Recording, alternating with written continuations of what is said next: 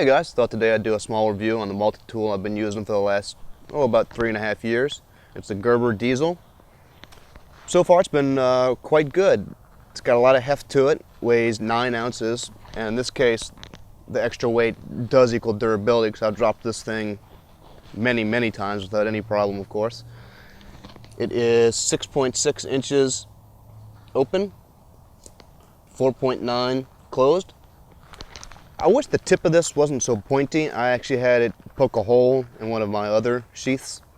It's not really that big a deal, but you know, if you had this in your pocket or something, that would poke you sometimes, or you know. But again, no real big deal. A couple of the other features of this has the one-handed open, usually easily done when you have gloves on, so that's nice. It features, like most tools nowadays, features the thumb slide lock to keep your tools in place so they don't fall out on you. That's always quite nice. And you can go back and adjust that some, and also adjust the tension of the actual tools that come out. But so far it works quite nice. Let's go ahead, take a look at the sheath here. Nothing terribly special. Rather large and bulky for what it is.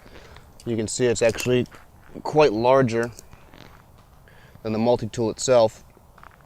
So I don't know why they really did that, but you know. The construction's pretty good. It's thick nylon. Feels like it has some kind of cardboard or something on the inside. The Velcro seems to be holding up fine. It's got a second pocket for the bits you can get for this. You can get a socket bit that includes 3 extra Phillips, 3 extra flathead, and 3 hex head. The loop on the back of this, it could be a little bit better. It's rather thin, starting to fray a little bit. It does accept wide belts, so that's nice. But again, they kind of cheaped out on this. Overall, I'd give it a medium rating. Yes, it's functional, it works. I've been using it, but again, I've seen nicer ones. Let's go ahead and take a look at some of the tools on the multi-tool. The items on here are pretty standard for all multi-tools. Comes with a file, small flathead, medium Phillips, and a fat flathead. Also a partially serrated knife. I believe this has what's called a sheep's foot serrations on it. Not terribly a big fan of serrated knives out in the woods. They don't get too much use. They're not really good for doing projects or anything. This does make decent tinder and good curly, pieces of firewood to work with, but again, that's nothing too special. The knife part, the straight edge part is razor sharp, so that's a nice backup and also good for doing small, fine tasks. The rest of the tools perform as they should. The middle Phillips here is actually a little bit thicker than the other ones. This one accepts the driver bit for the sockets that I talked about. The file on here is said to be high carbon, though from all my testing it isn't. I've tried multiple times to strike it with the different rocks and flints and things that I know work and to no avail. It features filing on both sides, kind of a coarse and a medium one. Despite it not being high carbon, it does work just fine for sharpening tools, sharpens axes just fine, when need be. One complaint about the file is that I wish it was actually filed along the edge for doing smaller tasks and stuff like that, but it's not. Sometimes you see that on multi-tools, sometimes you don't. I believe some of the Leathermans do. I'm not sure. Well, let's go ahead and take a look at some of the other tools. Okay, on the other side it features a saw, a bottle opener, a can opener, a lanyard hole, and a pair of scissors. The pair of scissors is actually made by Fiskars. They're pretty strong, real thick, stay nice and sharp, opens up nice and wide so you can resharpen them really easy.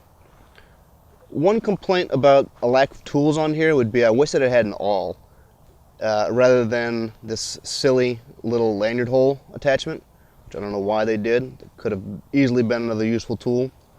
But it seems like on the center post of the scissors, you could actually put a little hole right there and actually make yourself an awl. This is one nice big piece of metal right here, so if this was open all the way, you'd have something to punch through with. So I think I'm going to look into that. Like I said, absolutely useless lanyard hole. Well, useless to me at least. You could have done something better. Again, they should have checked with me. Bottle opener is pretty decent. The inside loop right here should be a little bit wider. I find it difficulty on some bottles of beer to actually get the top off. I mean, don't get me wrong, you're going to get it open, but you know, it could be a little bit better. Can opener's fantastic, extremely sharp, works great for opening cans. The lip on this works really well. Also, the back edge of this is really good for ferro rod and or, in effect, sanding down wood and kind of making shavings. I'll show you that in a moment. The saw on here is quite decent for a multi-tool saw.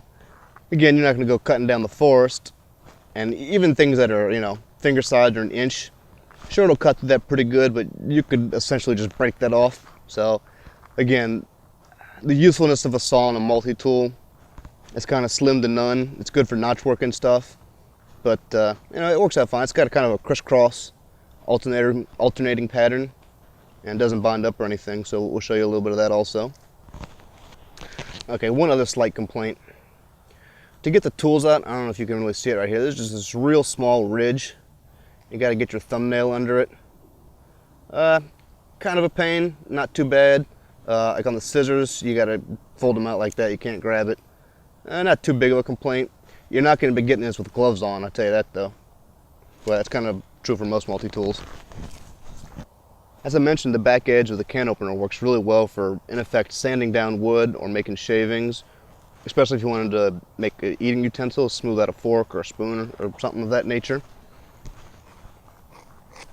It's also good for making shavings for fire, or maybe a little tinder ball or something.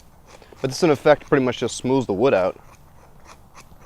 You know, that's, you know, feels like it was done with 120 grit sandpaper. But also, if you were to keep that up, you can get some pretty good fine fluff with that, depending on a different type of wood. So that's a nice added feature. Pretty much actually all of the tools on here have squared off spine on the back, so they all work really well for ferro rod and things of that nature. The pliers on here are pretty stout. They're some of the biggest ones that Gerber makes and are usually bigger than most that I've seen. They open up a decent amount. Good strong grip, you know, plenty of leverage in your hand. So that's never been a problem. Side to side torque, yeah, it moves some. Unfortunately, with their slide lock design, it leaves this jiggly. Of course, once you've actually gripped onto something, it's solid as a rock, so that's not really an issue, and so far hasn't been. I haven't had any problem with the finish coming off. No problems with screws coming loose or getting over tight or dirty or anything. All in all, it's been pretty good. Got mine as a present about 3.5 years ago. I think it was about 60 bucks back then. You can get them online now for about 40 to 50. So it might be something worth looking into. But again, that's the Gerber diesel. And I've been liking it so far. So I want to check it out.